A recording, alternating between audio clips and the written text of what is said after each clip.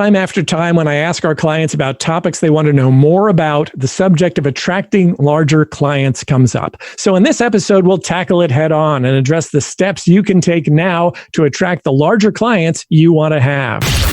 Increase sales, improve margins, and grow your business. Guaranteed. TopSecrets.com.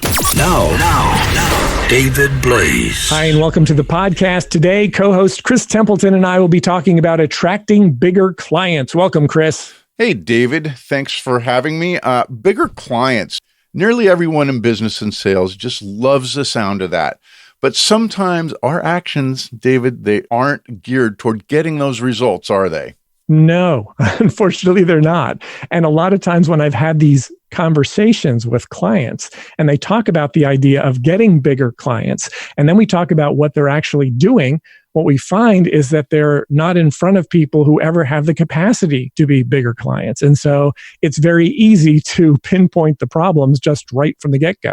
And that is kind of the function of starting in business and just taking anything that works and then over time, just not really doing the things that help me to get there. But I also think that businesses in general have a hard time with this idea of, how do I go to these people who have the bigger dollars, who are willing to buy from me, and how do I go through the process of positioning? It's a big question for people, and I think it's not often well answered by business owners or salespeople, frankly.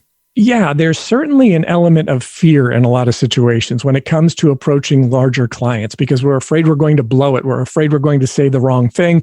And so in many cases, we just don't even approach them. It's like the Wayne Gretzky quote, I miss 100% of the shots I don't take. And so many people don't take those shots. And as a result, they never get that business. So I think a good step toward overcoming that fear is recognizing that buyers are human beings, no matter if they have the ability to buy a little or they have the ability to buy a lot. They're human beings. And so if you approach them as human beings and you see if you can provide them with what it is they're looking for, then regardless of the size of the business, regardless of the size of their purchasing power, they're going to be happy to hear what you have to say. So to overcome that is to identify, okay, who are some of these people? And maybe getting into conversations with a few of them, trying not to be intimidated. And some of them might be intimidating. Some of them might just be rude or obnoxious or any of the other disqualifiers that we talked about in a previous podcast. It doesn't mean that that's all of them. You can have a very poor quality prospect who can be rude and obnoxious and can come across as if they have a huge budget when they actually have no money at all and they're about to go out of business. So you run into a lot of the same potential issues, whether you're dealing with a high quality client or a low quality client. I'd argue that in a lot of situations, those smaller clients, you're going to work a lot harder for a lot less versus larger clients where you're going to work well for an appropriate amount of income and enjoy the process more because you're dealing with somebody who's got good sales coming in, got a good income. And when you're dealing with these people, you want to think of it that way, that these are people that I can help and they can help me as a result. Yeah, some small clients are great and some small clients are terrible. Same thing with large clients. So it's really very much the same thing because, again, people are people. So when we look at it and we say, all right, do I want to bring some larger clients in? And if the answer is yes to that question, then obviously your actions are going to have to change to adapt to that. Right. And yet at the same time, it's not becoming something that you don't want to be. And I think that that's part of this fear piece as well is, oh my gosh, am I worthy of this person and their business? Are they smarter than me? Those kinds of things. And the best way, like you said earlier, is to just go out and start to talk to some of these people. It doesn't have to be a sale right out the gate, does it? No, it certainly doesn't. And those conversations are going to tell you a lot. And the main thing they're going to tell you is that some of the people you talk to are going to be great, some of them are going to be terrible, and some of them are going to be in between, just like everybody else. You mean just like life? Yeah, exactly. It's just like life. And the primary difference is that when you're interacting with people who have the ability to place the larger orders and to become really substantial clients of yours, you just leverage yourself enormously because you're having a conversation with somebody who it can take the same amount of time as somebody that you'd have who doesn't have that level of buying power. And it has the ability to create a lot more results for them and a lot better results for you. So how do you suggest that listeners go about identifying the bigger clients in their markets?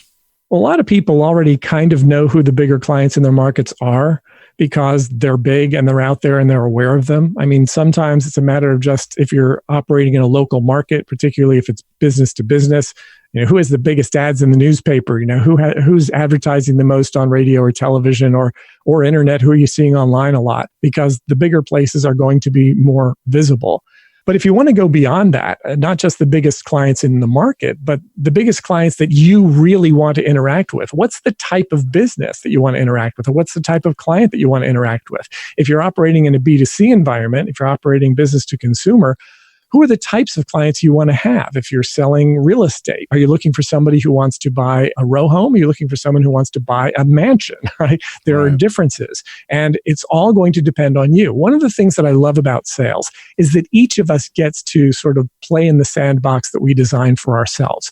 We can interact with the people that we want to interact with. In a B2B environment, we can choose to interact with plumbers and electricians or lawyers and bankers or doctors, and we get to pick. And same thing in B2C. We get to decide what types of markets we want to interact with. And so use that power, use that decision-making ability to think in terms of the people, the prospects, the clients that you actually want to have, and then focus on initiating contact with them. It's about being proactive rather than just being reactive.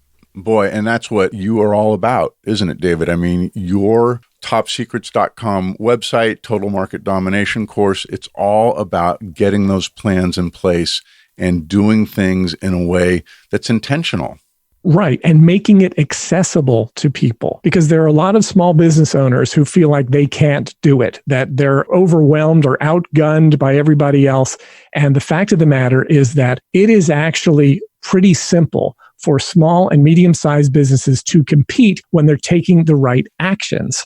Boy, oh boy, it's so important to understand that you as a listener have the ability to go get these clients. And it just is going to take a little bit of practice and tension.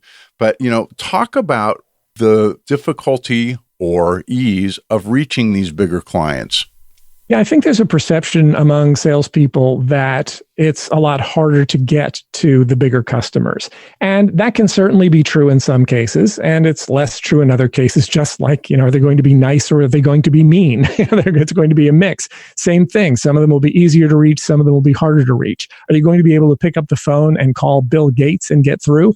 Probably not. Not even if you've got a really successful autoresponder campaign backing that up, right? It's probably not going to happen. But for most people, most businesses, you should be able to reach, introduce yourself to, and get a message in front of the people that you are interested in having as prospects and as clients. And let's not forget for 1 second that now, more than ever, you have access to things like LinkedIn, where you can see if you have common relationships, that sort of thing, and really have the ability to personalize a conversation much more quickly. Oh, I see you know Bill Smith from so-and-so, and to create that conversation much more easily because you can do a little bit of background research, eh? Yes, and you can also get your conversation in front of them. If you see somebody that you're looking to impact and you see them online, let's say it's on LinkedIn, and they posted something about something that they were doing in their business, and you were simply to comment on that, on how interesting you thought it was, or if you had a question about it or whatever, now you're actually interacting with that person. You're having a dialogue. You're not having to go through a gatekeeper. Right. Other things you could look at are what are some conversations they're involved in, and you could simply get involved in those conversations so they start to view you as a peer, right? Because if we're 4 or 5 people and we're all involved in a conversation, from that standpoint, we're all peers. So we're all listening to what each other has to say, and assuming no one's being a nincompoop, we can all agree that we're peers in this conversation. We all have our opinions and we're able to interact. And it's just great for establishing the type of relationship and rapport that we're going to need if at some point we want to start selling something to them. And I think it goes back to also this idea of having an approach that is conversational, that's relationship oriented, and is not just straight sales oriented. Yeah. And social media, since that's kind of what we're talking about at this point, it's just like any other interaction, whether it's at a networking function, you run into someone on the street, you're having conversation, and that's what it's all about. It's not always about pitching. It's not always about presenting yourself as the expert. It's not always about just personal stuff. It's a mix. It's a constant evolution. The conversation moves and flows based on what's most important to the people that are having it. And that is the essence of selling to any business, whether it's a larger client or a smaller client.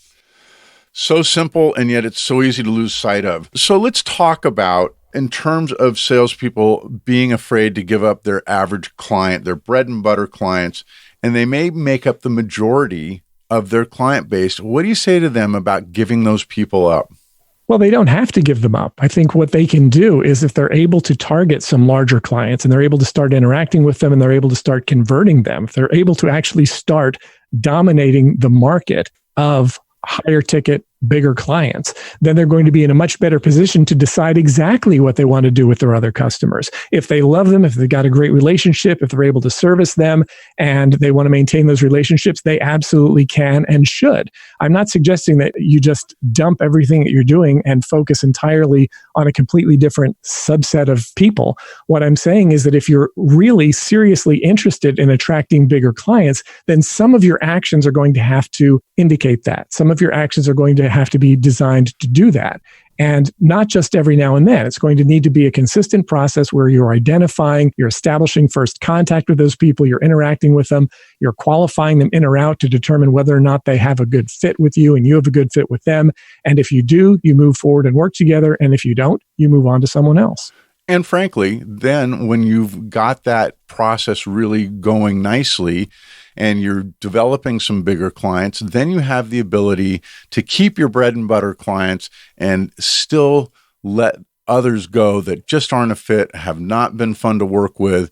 And that makes for a much more enjoyable business, doesn't it?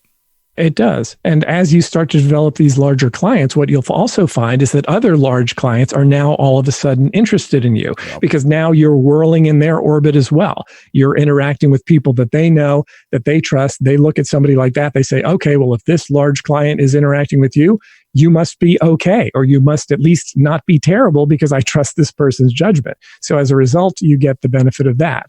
So it's really a matter of where you end up, which circles you're interacting with, who you're interacting with, what you're saying, and how you're being positioned among those people. And start out by just being you, don't you think?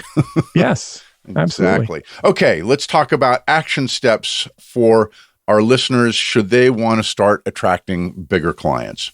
Okay, so first thing is you can't catch a whale in a bucket of minnows. So first thing you need to do is that if you are looking to attract bigger clients, you need to identify who those bigger clients are. What types of businesses, what types of individuals, where do they live? How can I reach them? Where do they interact? Are they on social media? If so, where are they on social media? So you need to identify them first. And then you have to initiate contact with them. You have to identify, what am I going to say first? What is going to be my very first impression they get of me? Is it going to be a social media post? Is it going to be a direct message that I send to them? Is it going to be a phone call? Is it going to be something that I send them in the mail?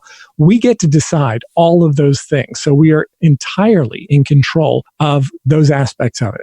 Now, if you happen to post something stupid on social media and they happen to see it, well, then you have less control over that. But that's just a good reminder not to post stuff that's too terribly stupid on social media. But when you're identifying who they are in advance and you're making a concerted effort to do it, so that would be the second point, is that you've got to decide, you make a decision that you're going to pursue these people and you're going to implement some tactics that are designed to attract them. You start getting those things in place and then you follow up. You make sure that you are consistently working on attracting, qualifying, and converting the biggest clients that you're looking to get in your market. That's the first 3 steps to getting you there. I love it. And you know what? I think it's really also letting go of that fear of, working with a bigger client and finding a place where you're comfortable doing that. And if you make that part of your approach and use these steps, you're going to be attracting bigger clients faster than you thought. Exactly. And when you're creating value for them, they're going to love you to death. Boy, it's so simple, isn't it? So simple and yet difficult. So that's why we have topsecrets.com and the Total Market Domination course. And David, tell everybody what happens if they go to topsecrets.com/call. Okay. Well, if you're looking to grow your sales and profits and you'd like to have a conversation about how we may be able to help you do that, you can go to topsecrets.com/call. We will have a conversation about the types of people you're looking to reach, the markets that you want to dominate, what you're doing with your messaging, and whether or not we have a fit to work together. If we do, great. Even if we don't, you will get tremendous value from the conversation. So I encourage you to do that if it sounds like something you'd like to do. Okay, let's talk about what's coming up in our next podcast. All right, next time we'll be talking about earning more money in less time. Sounds like a great follow-on to attracting bigger clients. Yep. Thank you, David. I will see you on the next podcast. Thanks, Chris. Topsecrets.com. If you're tired of flat or declining sales and losing business to your competitors, be sure to check out my latest web presentation entitled Programming Clients to Choose You. Who are your very best prospects currently programmed to buy from? Is it you or someone else? If you want it to be you, visit topsecrets.com/choose and register for the free presentation now. That's topsecrets.com/choose. Increase sales, improve margins, and grow your business guaranteed. Topsecrets.com.